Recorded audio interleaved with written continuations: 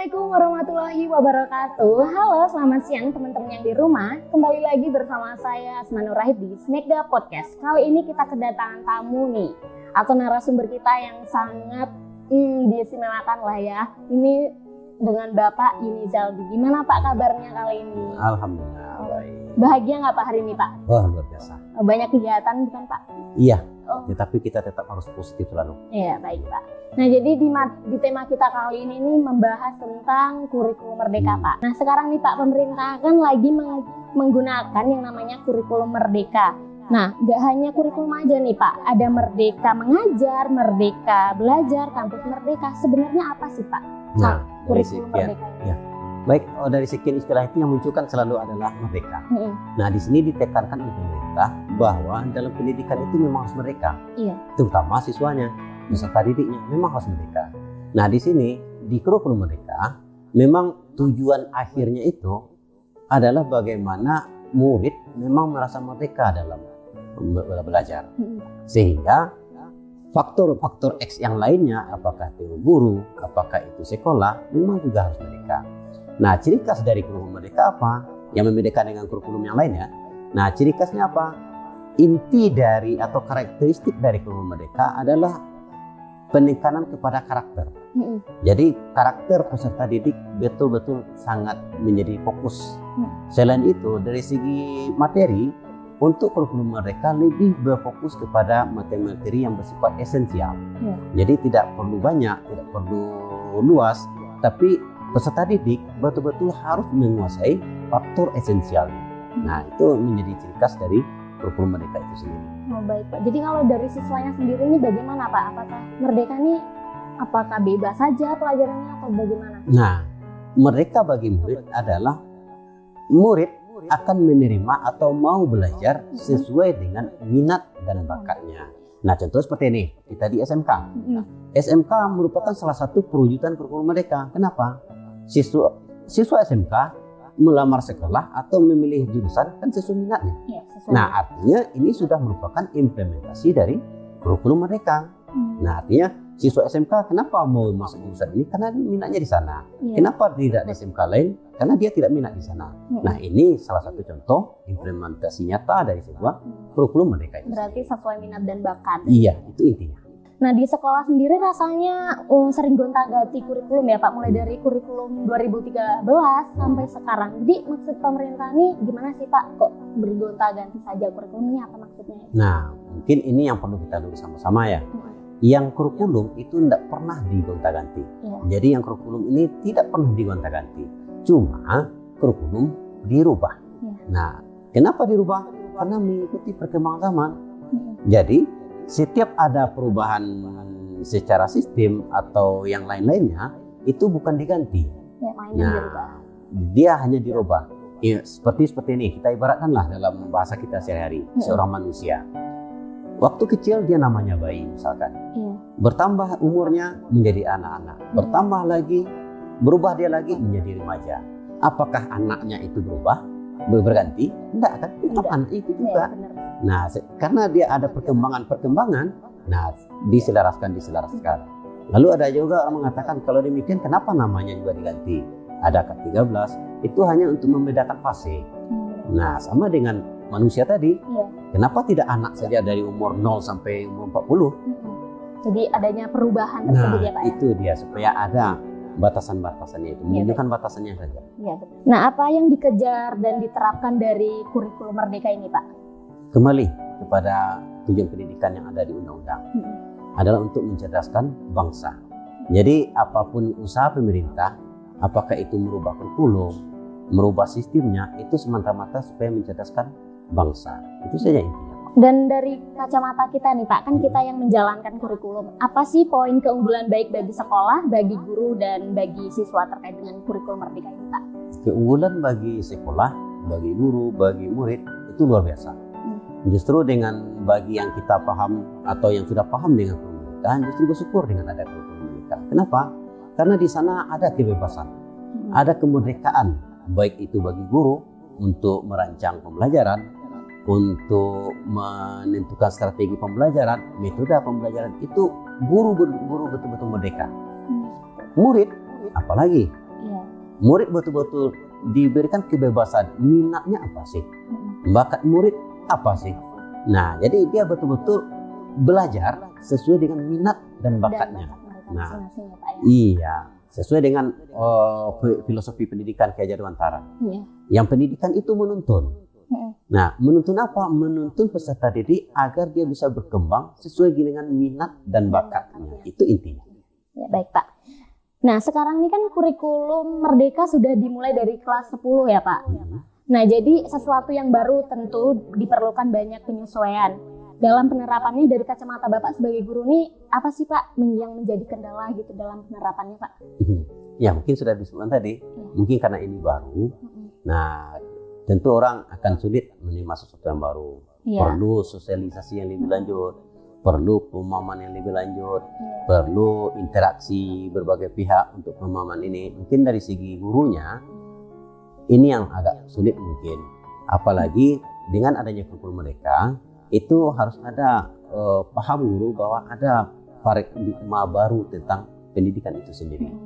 Nah, salah satunya apa? Selama ini mungkin kita merasa atau para murid pun merasa sistem pembelajaran masih bersifat teacher center, ya kan? Masih teacher center. Artinya apa? Kelas pembelajaran seluruhnya diatur oleh guru. Apa maunya guru? Ini. Apa peraturan dilakukan guru harus diikuti. Nah, sementara untuk paradigma pemikiran pembelajaran yang baru tidak. Seluruhnya harus student center. Sesuai dengan murid. Sesuai dengan keinginan murid. Sesuai dengan bakat murid. Nah, itu memang agak sulit ya. Memang itu menjadi kendala. Tetapi dengan adanya itikat baik guru-guru, siswa, saya yakin ini bisa dilaksanakan dengan baik. Ya, baik Pak. Nah, kalau dari siswanya sendiri ini bagaimana sih Pak? Kalau dari siswa, saya melihat mungkin tidak ada kendala yang berarti mungkin. Bahkan murid seharusnya merasa senang, merasa enjoy, karena apa yang ada di dirinya dihargai. Sesuai mereka, sesuai dengan mereka ya Pak. Iya, sama dengan seperti ini. Dari dulu sering muncul istilah-istilah anak yang hobi bola, kenapa dipaksa sih menguasai matematik? Misal. Nah, atau anak yang memang IQ-nya itu ada di bidang fisika, kenapa dia dipaksa juga untuk bisa bernyanyi misalkan? Nah, ini kan menjadi tekanan bagi siswa. Iya benar. Sementara dengan kurikulum mereka ini nggak ada lagi. Kalau memang anak itu bakat di seni, ya dipupuk terus. Jadi selalu ditonjolkan bakatnya ini. Nah, seperti itu. Jadi artinya justru sebenarnya bagi siswa bukan merupakan satu masalah. Ya, bagi siswa justru malah begini ya Pak ya? Iya, justru bersyukur dia dengan adanya kurikulum mereka. Sesuai dengan keinginan mereka sendiri. Nah, sekarang walaupun penerapannya masih seumur jagung nih Pak, kalau boleh kita analisis apakah sih kurikulum Merdeka ini menjawab kebutuhan pendidikan kita saat ini Pak? Dalam artian apalagi kita tahu bahwa permasalahannya politik negara ini salah satunya adalah mutu pendidikan yang belum memenuhi harapan gitu Pak. Iya, justru dengan adanya kurikulum Merdeka saya rasa ini merupakan sebuah jawaban terhadap permasalahan tersebut. Seperti yang kita sampaikan tadi, kenapa sih pendidikan dikatakan orang Indonesia ini rendah atau bermasalah dan segala macamnya? Bukan di sistemnya, karena ada semacam ketidaktepatan untuk meletakkan sesuatu itu saja. Seperti tadi, siswa yang seharusnya minat bakatnya di bidang A, tetap kita paksakan di bidang B misalkan. Atau seandainya peserta didik kita standarkan. Dari jumlah 35 orang, siswa itu harus mampu dengan A ini semuanya. Kan tidak mungkin. Sementara manusia, peserta didik, dia memiliki keunikan. Dia punya ciri khas masing-masing. Tidak bisa disamakan. Beragam macam ya Pak? Beragam macam. Jadi justru inilah yang menjadi jawaban terhadap permasalahan-permasalahan pendidikan selama ini. Baik Pak. Oke teman-teman, kita masih berlanjut di segmen berikutnya. Jangan kemana-mana, tetap di Smekda Podcast.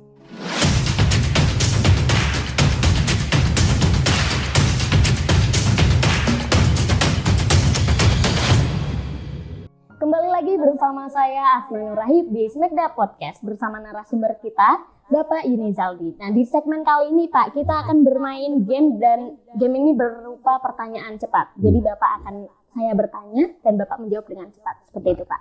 Baik. Kita mulai aja nih Pak ya. Ya, silakan. Pertanyaan pertama, pilih kurikulum 13 atau kurikulum Merdeka? Mereka. Siswa aktif atau siswa duduk tenang? Siswa yang aktif. Pakai proyektor atau pakai papan tulis? Pakai proyektor. Diskusi kelas atau moving class? Diskusi kelas. Oke. Jadi capsek atau cukup jadi guru saja? Kalau bisa jadi capsek. Oh. Nah, jadi kenapa Bapak milih kurikulum Merdeka tadi? Ya, mungkin di sesi pertama tadi kan sudah panjang lebar kita bahas. Karena di sini memang salah satu jawaban terhadap permasalahan pendidikan adalah kurikulum Merdeka ini. Yang kedua, selama ini kita sangat menekan peserta didik. Nah, sementara kita pun terkekang dengan adanya aturan pendidikan itu sendiri. Dengan kurikulum Merdeka, semuanya merasa merdeka. Siswa merdeka untuk belajar, guru pun merdeka untuk mengajar. Nah, itu makanya saya lebih cenderung kepada kurikulum Merdeka. Nah, kenapa Bapak milih siswa aktif gitu Pak? Ya tentu, akan menjadi penderitaan bagi guru kalau seandainya siswa pasif. Siswa duduk diam saja di kelas, sama artinya guru hanya berbicara terhadap patung. Sementara ini kan murid adalah manusia. Nah, salah satu tantangan guru, bisa enggak murid-murid ini menjadi aktif? Itu yang berat. Nah, kenapa Bapak milih pakai proyektor daripada papan tulis? Apa alasannya Pak? Iya, kita kan perkembangan teknologi berjalan. Papan tulis mungkin istilahnya sudah zaman tradisional. Zaman Majapahit ya. Sementara kita IT sudah berkembang. Teknologi berkembang, masa kita masih menggunakan papan tulis? Semuanya sudah canggih. Kita harus mengikuti tersebut. Jadi rasa saya mungkin ya, kalaupun ada satu persatu, mungkin karena kondisi, bukan keinginan mereka, kita harus berkembang. Iya, Pak.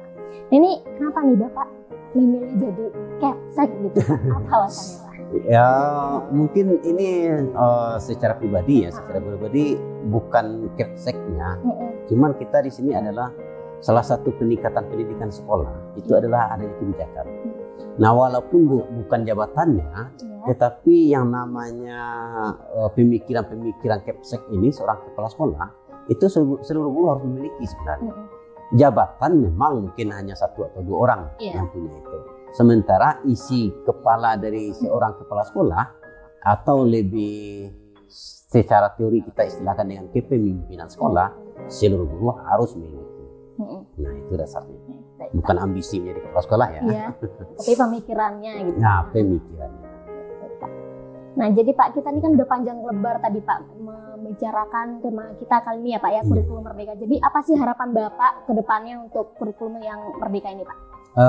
Kalau secara pribadi saya berharap bahwa kurikulum Merdeka ini walaupun secara perlahan, mungkin kalau jika ada permasalahan-permasalahan di balik itu atau kelemahan-kelemahannya, ini betul-betul dijadikan untuk kesempurnaan selanjutnya. Karena perlu kita ketahui, untuk saat ini kurikulum Merdeka ini sebenarnya resminya dijadikan kurikulum nasional itu adalah di tahun 2024. Jadi sampai tahun 2024 itu pemerintah masih dalam rangka uji coba mencari mana yang terbaik dan apa solusi-solusinya, sehingga di tahun 2024 kerangka pendidikan nasional itu betul-betul berjalan dengan baik dan mantap. Nah, untuk kita guru, sekolah, murid, hilangkanlah prasangka yang negatif terhadap kurikulum itu sendiri. Pak. Perlu kita ketahui bahwa tidak mungkin pemerintah itu membuat kebijakan yang justru merugikan masyarakat, mungkin. Benar. Nah, dengan adanya kurikulum Merdeka, ini merupakan salah satu jawaban bahwa mereka itu berpikir bagaimana pendidikan Indonesia ke depannya itu memang lebih baik. Nah, jadi himbauan saya secara pribadi, mari kita sambut perubahan-perubahan itu. Itu merupakan sebuah tantangan bagi kita kalau ingin maju. Betul. Oke teman-teman, demikian perbincangan singkat saya bersama Bapak Emil Dali mengenai kurikulum Merdeka. Kedepannya semoga dengan adanya kurikulum ini pendidikan di Indonesia menjadi lebih baik lagi. Saya Asmanur Rahib, pamit undur diri. Assalamualaikum warahmatullahi wabarakatuh.